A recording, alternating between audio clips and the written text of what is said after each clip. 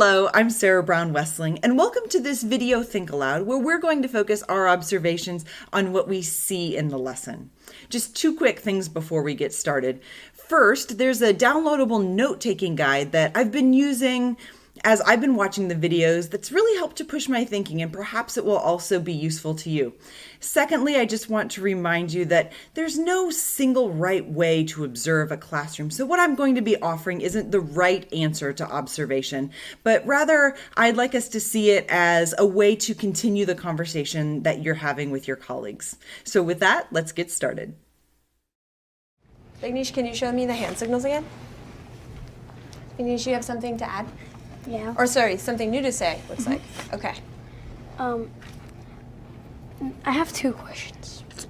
Pose them to the group. Okay, so the first one is, what happened to the ship after they left? The ship that was gonna come and they waited? Like, what happened to it? What ship? The ship that they were gonna go back with. Can we go to that part? Do you know what page it said that on so we can... So immediately, one of the things that I see happening in this portion of the lesson is I see all of the students sitting in this circle that the teacher is also sitting in. I see students with their books open and out. It shows me that they are engaged and they're interested. And so I'm curious as to what's going on that's making students interested and curious in this discussion. So let's keep watching and find out. I think. Well, we heard that in the beginning that the President Thomas Jefferson doubled the size of the United States after completing an arrangement with France called the Louisiana Purchase. He acquired the vast Louisiana territory west from the Mississippi River. Jefferson decided to form an expedition through the unexplored territory to the Pacific Ocean. So it says on page 643, it says the parties still had to return home to St. Louis. President Jefferson had provided Meriwether Lewis with a letter of credit guaranteeing payment to any ship captain who liked to take the explorers to the eastern coast. So it means they'll bring them back. The letter. Yeah, so they came from France. Did they come from France or were they in the colonies? I noticed in this transaction between the students something that we don't always see in discussion. Sometimes we see in discussion the kids kind of popcorning off the teacher. So the teacher asks a question and then the students respond. And then the teacher asks another question and the students respond. But what I see here are students talking to each other. And this is so important because it tells us, first of all, that there's a precedent or there's some routines in this class about how it is that we answer questions. And we see students we hear a student posing a question, but then we see other students working together in order to answer that. So it's not just one student's question, but it's the question of the whole class. So I'm starting to see the importance of inquiry in motivating these students. That's what my question. Yeah, I think that's kind of like the question he's saying. I think what happened to if they came from France? They actually. My question, that's not my question. The question is. Can you clarify what you were wondering? I think I understood, but will you clarify? Because when I was reading, there was something about this ship that that Thomas Jefferson sent to let them come back, and they waited for 6 months and it didn't come. Did it say that Thomas Jefferson sent a ship? He provided a letter. No, he gave a letter that it says that whoever would be willing to get them when he paid some sort of money. A letter of credit guaranteeing payment to any ship. What does that even mean? Can someone break that down so that we can understand? That's kind of fancy wording. What is it that Thomas Jefferson actually gave to them? I don't know that he actually sent a ship, but we do see it says that he gave them with a letter of credit guaranteeing payment to any ship captain who would take the explorers to the eastern coast. A couple of things really stood out to me in this moment. First of all, I see students using hand signals, which is a wonderful way for students to contribute to a discussion, and let not only the teacher but let the rest of the students know how they want to contribute to the discussion. In this case, they want to add a point. The other thing that I also see the teacher doing is giving wait time. So instead of calling on one of these students who's so excited to offer a response, she's also waiting, which is giving more students in the circle the time to really think about the question she posed, which is, can somebody unpack this for us? So also see that. So what does that even mean?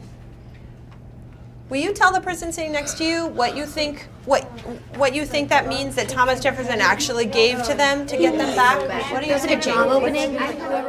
So not only is she giving them the time in order to think in the circle, but now it's clear that in order for students to work towards the purpose of the lesson, which is to be able to unpack some important facets of the reading, now she's asking students to talk to each other.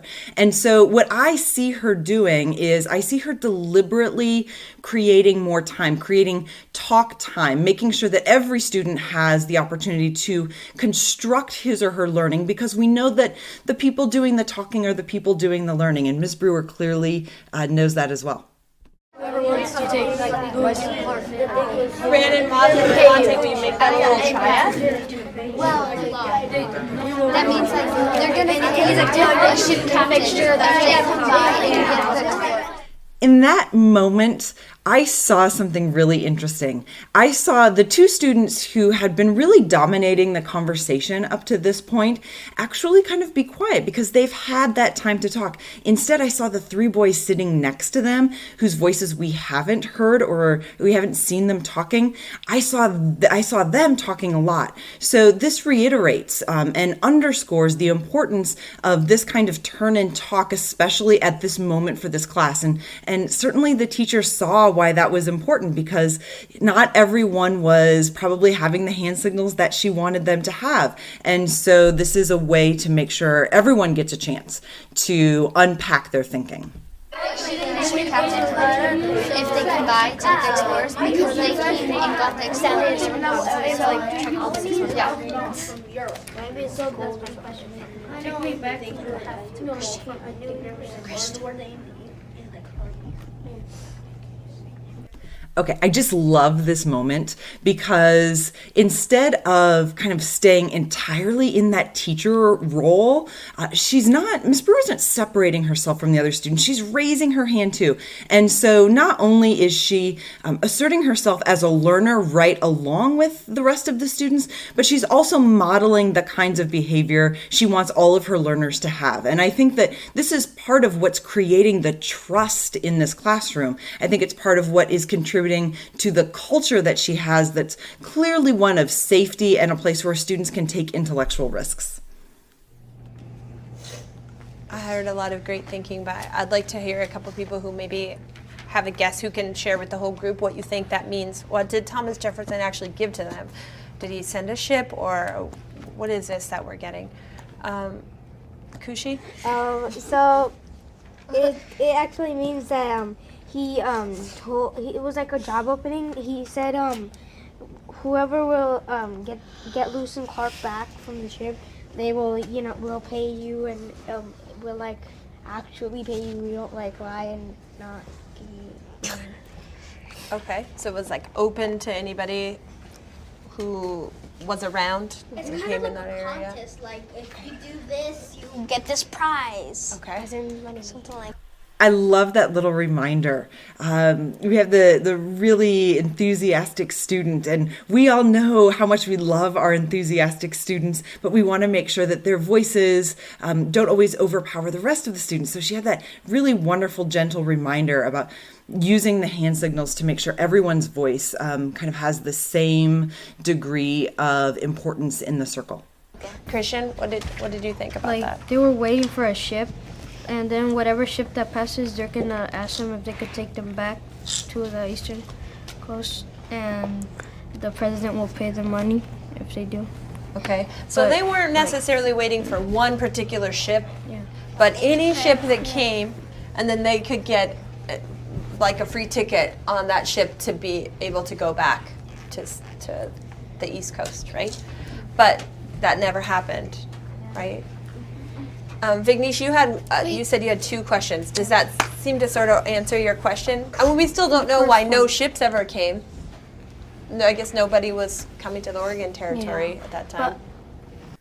I almost forgot that this entire portion of the discussion really stemmed from one student question. And this moment really reminds me how important it is to work from student questions and to really be sure that if we want them to generate concepts, we want them to stay motivated, that it has to come from them.